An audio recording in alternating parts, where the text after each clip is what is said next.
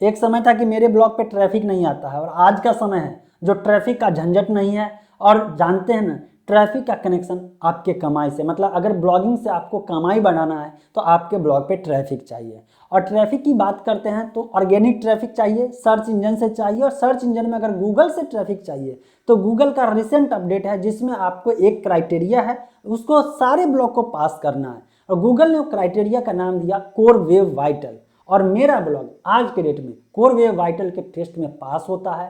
Performance के मामले में बहुत बढ़िया है और अमेजिंग है। और ये चीज़ मैंने कैसे अचीव किया, और आप लोगों का जो सवाल आया उन सब में सारे ब्लॉग को मॉनिटर करने के बाद मुझे ये समझ में आया कि ये जो लोग भी ब्लॉग कल जो लिंक दिए थे उसके अनुसार उनमें से 10 में से जो 8 का ब्लॉग था वो जो है कोर वेव वाइटल स्कोर को पास ही नहीं कर पा रहा था। और फिर मुझे समझ में आया कि आपको ये समझ आना चाहिए कि पहले कोर वेव वाइटल के लिए सोचिए, जब उसको पास करेगा तभी गूगल आप पे ट्रैफिक भेजेगा। और आपको मालूम है कि कोर वेव वाइटल में जो है एक पॉइंट है बहुत इंपॉर्टेंट, वो है पेज एक्सपीरियंस। और पेज एक्सपीरियंस की बात करते हैं तो यूजर इंटरफेस के साथ साथ जो है पेज लोडिंग स्पीड भी आपका इंक्रीज होना चाहिए, अच्छा होना चाहिए, तभी जा करके जो है आपके ब्लॉग पे ट्रैफिक आएगा। अब सवाल ये आता है कोर वेव वाइटल टेस्ट को पास करने के लिए मैंने ऐसा क्या किया कि पेज लोडिंग स्पीड इतना अच्छा हो गया। समझना चाहते हैं?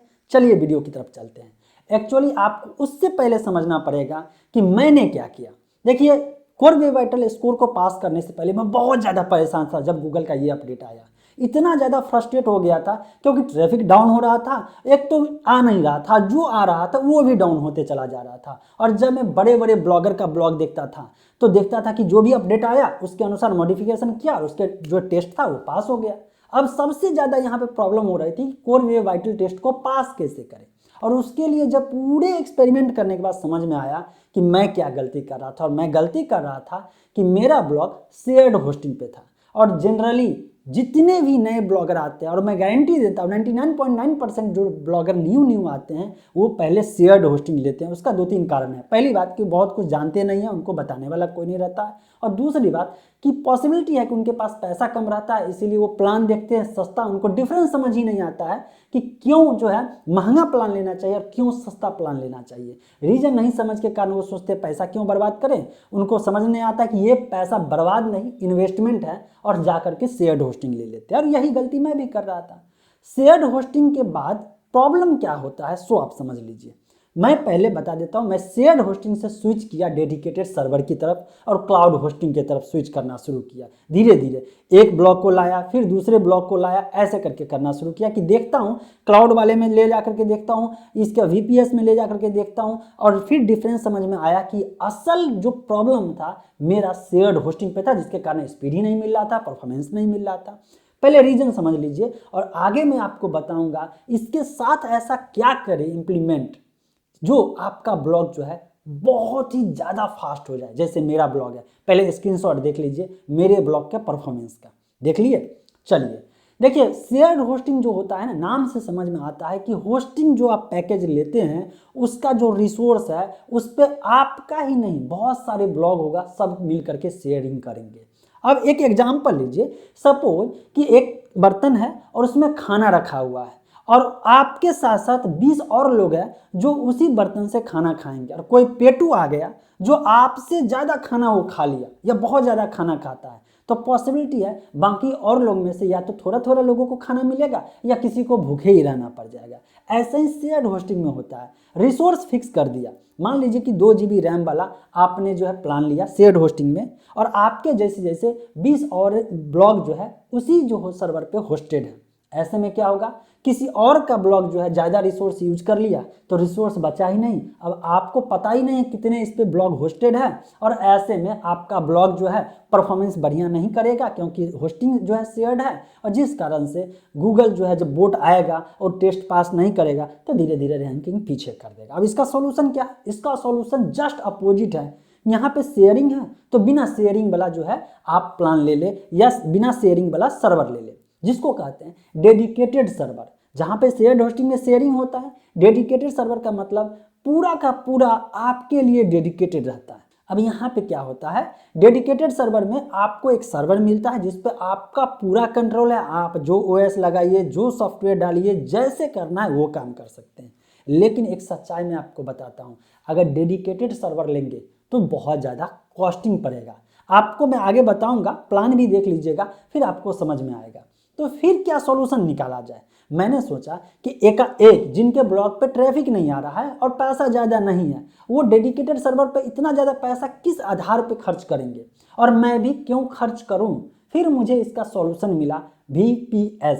VPS वर्चुअल प्राइवेट सर्वर, ये जो है डेडिकेटेड सर्वर की तरह होता है, लेकिन वर्चुअल टेक्नोलॉजी का इस्तेमाल करके ये है डिवाइड कर दिया जाता है और कॉस्ट जो है डेडिकेटेड सर्वर से सस्ता पड़ता है। देखिए वास्तविक है, यहाँ पे डेडिकेटेड सर्वर आपको VPS में मिल रहा है, तो आपको यहाँ पे शेयर्ड होस्टिंग से तो महंगा थोड़ा लगेगा, लेकिन डेडिकेटेड सर्वर इतना महंगा नहीं लगेगा।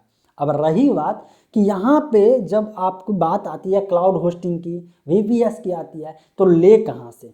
तो एक्चुअली अगर आप चाहे तो ऑफर का इस्तेमाल कर सकते हैं। टाइम टू टाइम हर वेब होस्टिंग कंपनी का ऑफर आते रहता है, जैसे कि रीसेलर क्लब का जो है 23 फरवरी से लेकर के 28 फरवरी तक जो है BBB सेल, जिसको बिग बर्थडे सेल भी कहा जाता है, ये कंपनी ला रही है, जिसके तहत आपको अप टू 60% का और 70% तक का डिस्काउंट मिलेगा, जिसमें अगर आप शेयर्ड होस्टिंग लेते हैं तो अप टू 70% का डिस्काउंट मिलेगा। अगर आप रीसेलर होस्टिंग लेते हैं तो आपको अप टू 45% डिस्काउंट मिलेगी। रीसेलर होस्टिंग का मतलब होता है कि अगर आपको होस्टिंग बिजनेस करना है तो व्हाइट लेवल मार्केटिंग कर सकते हैं। यहाँ पे आप रीसेलर क्लब से होस्टिंग पैकेज रीसेलर होस्टिंग के तहत ले और फिर आप अपने ब्रांड का इस्तेमाल करके आप भी होस्टिंग बिजनेस शुरू कर सकते हैं, जहाँ पे आपको अभी अगर लेते हैं इस पीरियड में 23 से 28 के पीरियड में, तो आपको लगभग जो है 45% का डिस्काउंट मिल जाएगा। रही बात जो मेरा फेवरेट है क्लाउड होस्टिंग और VPS, इसमें आपको अप टू 60% का डिस्काउंट मिलेगा।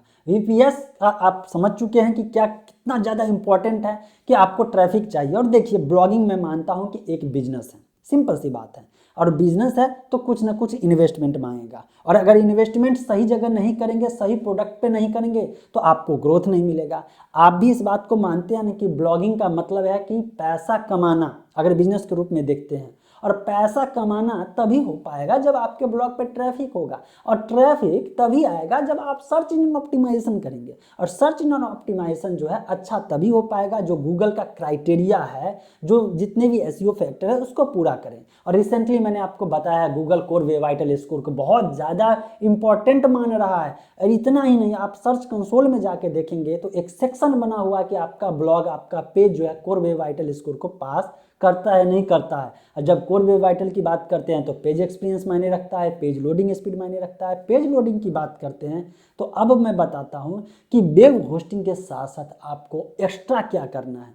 अगर आप अभी तक सिर्फ वेब होस्टिंग इस्तेमाल करते हैं और CDN का इस्तेमाल नहीं करते हैं, तो मैं आपको कहूँगा कि बहुत बड़ा गलती कर रहे हैं। आप जो है क्लाउड होस्टिंग या VPS ले ले और इसके साथ किसी न किसी CDN का इस्तेमाल करें। CDN बोले तो कंटेंट डिलीवरी नेटवर्क होता है, जिसका काम होता है कि आपके होस्टिंग से डेटा को फेच करके ये पूरे वर्ल्ड में इसका जहाँ जहाँ डेटा सेंटर है, हर डेटा सेंटर में एक कॉपी बना देता है, और जिस एरिया से जो यूजर विजिटर आता है उस एरिया से उसको कंटेंट को डिलीवर करता है स्टैटिक फाइल बना करके। तो ये एक बहुत ही इंपॉर्टेंट चीज़ है जिसके बारे में आप लोगों को समझना जरूरी है। और इसी चीज़ को जब मैं समझ गया तो इसके बाद जो है मैं उस चीज़ को इम्प्लीमेंट किया। आज मेरा ब्लॉग जो है हर टेस्ट में पास होता है गूगल का, और इसके बाद जब भी आर्टिकल लिखता हूँ तो तुरंत इंडेक्स ही नहीं रैंक भी अच्छे पोजीशन पे करना शुरू कर देता है। तो जो मैंने फील किया, जो मैंने एक्सपीरियंस किया, वो चीज़ मैंने आपको बताया। आप चाहें तो रीसेलर क्लब का जो भी प्लान है, होस्टिंग पैकेज है,